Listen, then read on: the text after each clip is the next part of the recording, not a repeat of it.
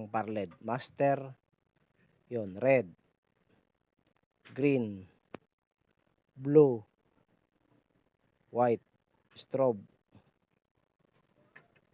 Tapos automatic natin. Speed. Yan mga kailaw. Ito ay controller lang po. Kung gusto nyo man naman gamitan ng controller para hindi na rin kayo papalit-palit ng kulay, pwede nyo pong gamitin yung ganitong controller. Yan, pwede po kayo mag-mix ng kulay.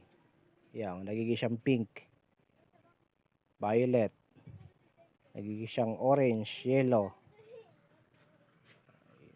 Yun. Meron po siyang scanner 1, scanner 2, scanner 3, saka meron din siyang blackout. Pailawin natin, tapos i-blackout natin. Ayan. Pwede na po ito, control lock.